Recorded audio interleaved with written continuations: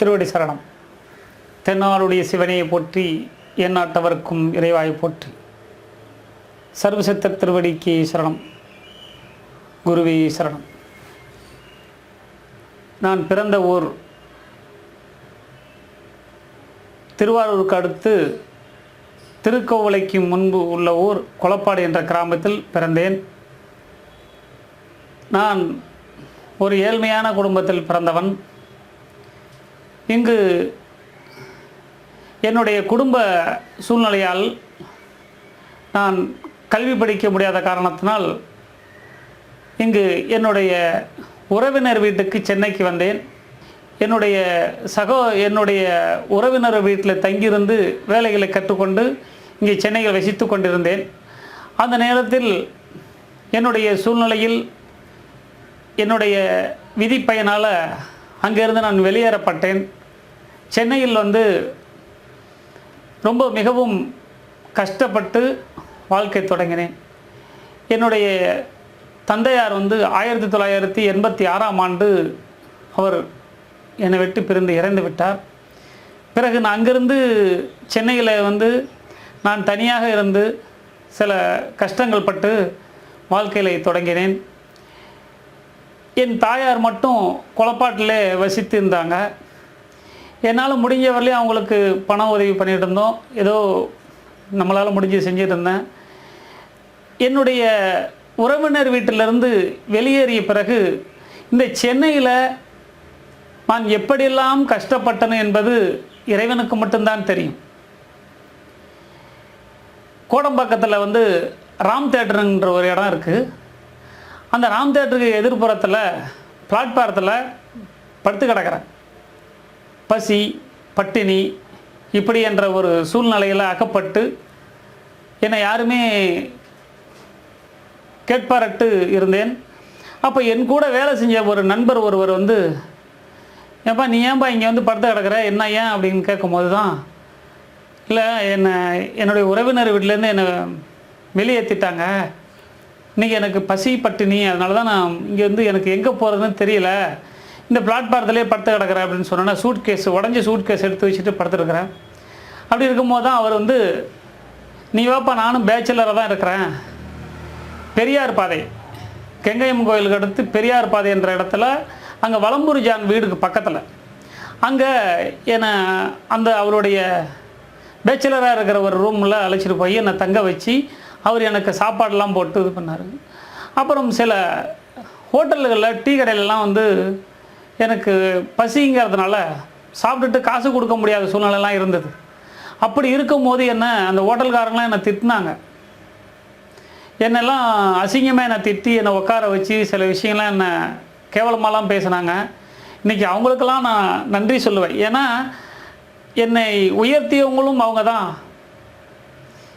அவங்களுக்கு இந்த அளவுக்கு நான் இறைவனுடைய பற்று வைத்து என்னுடைய விடாமுயற்சியில் நான் வாழ்க்கையில் ஒரு முன்னேறணுன்ற ஒரு வெறித்தனத்தில் இருந்தேன். அப்போது என்னை அழைச்சி கொண்டு போன அந்த பேச்சுலர் ரூம்லேருந்து சில காலங்கள் வரலையும் இருந்தேன். பிறகு என்னுடைய திறமையால் நான் கற்றுக்கொண்ட சில வேலைகள்லேருந்து நான் கான்ட்ராக்ட் எடுக்க ஆரம்பித்தேன்.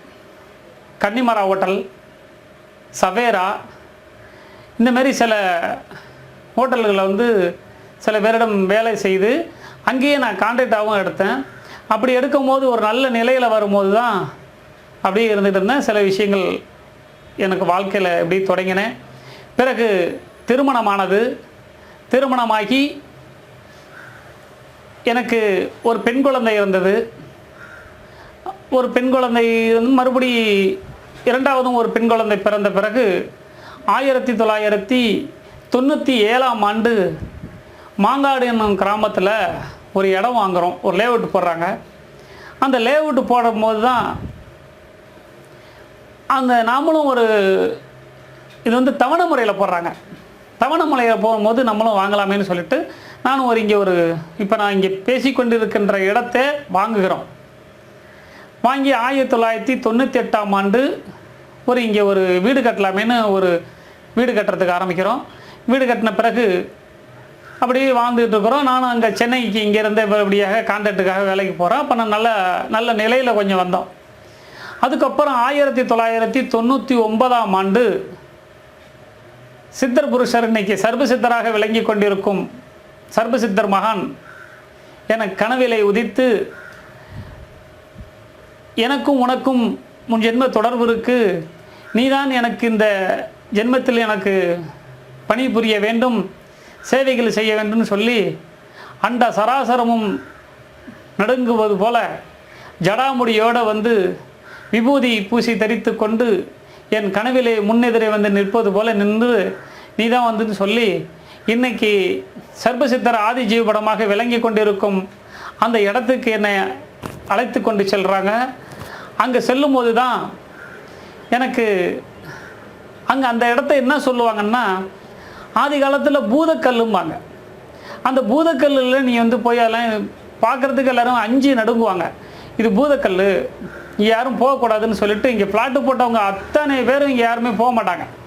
அப்படி இருக்கிற காலகட்டத்தில் நாங்கள் அந்த பூதக்கல்லுன்னு சொன்னேன். ஐயா அந்த இடத்துல பூதக்கல்லுன்னு சொன்னாங்க, அது எப்படியான்னு அப்படின்னு சில விஷயங்களை யோசிக்கும் போது தான்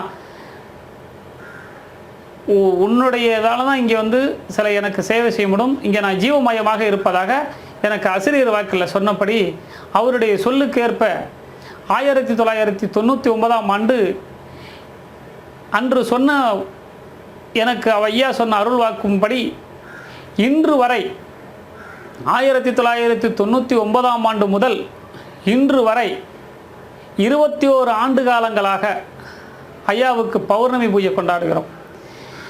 அவர் அன்னைக்கு என்ன சொன்னார்னா, இப்போ வருகிற சித்ரா பௌர்ணமி 1999ஆம் ஆண்டு வருகிற சித்ரா பௌர்ணமி அன்று எனக்கு எப்போதுமே குரு பூஜை சித்ரா பௌர்ணமிக்கு தான், நீ எனக்கு குரு பூஜை செய்யணும்னு ஐயா சொல்லிட்டாங்க. உடனே எல்லார்கிட்டையும் போய் சொல்லி நம்மளால் முடிஞ்சது சொல்லி அவர்கிட்ட இந்த திருவிழா பண்ணணும்னு சொல்லி கேட்கும்போது, இது பூதக்கல், இங்கே யாரும் எதுவும் செய்யக்கூடாது. ஏன்னா நாங்கள் எந்த ஊருக்கு இப்போ வந்தவங்க தான், பூர்வீகமாக ஊர் இல்லது. அவங்களாம் எங்களெல்லாம் திட்ட ஆரம்பித்தாங்க, இது பூதக்கல், நீங்கள் போய் சாமி கும்பிட போறியா அது போறியா அப்படின்னு. அங்கே பார்க்கும்போது தான் ஐயா அங்கே காமிக்கும் போது அதனுடைய வழியை நமக்கு காமிக்கும் போது அதனுடைய சிலையில் வந்து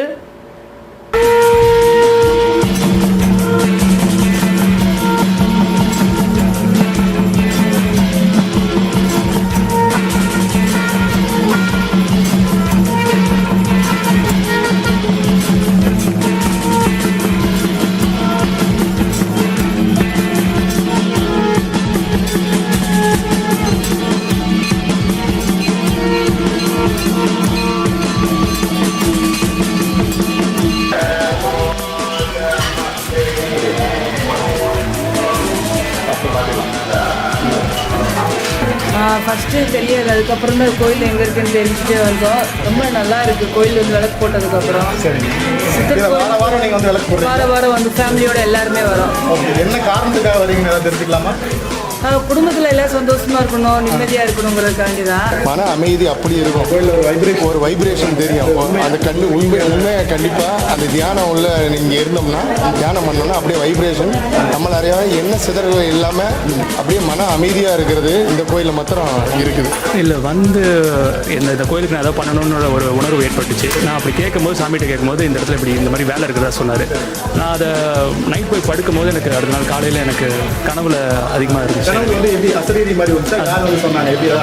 இல்லை, இவரோட பேர் எனக்கு அடிக்கடி வந்துகிட்டே இருந்துச்சு. சாமியோட பேர் வந்துட்டு இவருக்கு நம்ம பண்ணே ஆகணும் அப்படின்ற ஒரு எண்ணம் வந்துருச்சு. இப்போ வெள்ளிக்கிழமை அன்னைக்கு நெஞ்சு வலி வந்து நான் இப்படி போயிருப்பேன் நினச்சிட்டேன் நான். சொல்லுங்க, ஒன்றும் பிரச்சனை. வந்துட்டு அது என்ன ஆச்சுன்னு தெரியல. அதுக்கப்புறம் நேற்றுலேருந்து இன்னிலேருந்து நல்லா இருக்கும். நான் நல்லா இருக்கேன்.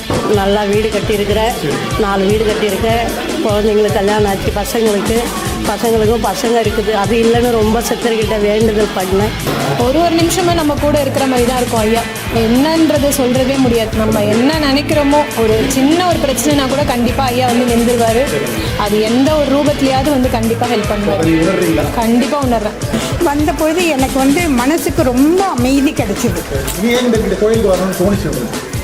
அது இயல்பாகவே எனக்கு வந்தது. அது ஐயாவினுடைய அழைப்பாக இருக்கும். ஏன்னா 50 வருஷமாக இல்லாதது அன்னைக்கு அவரோட அருள் எனக்கு கிடைச்சிருக்கு.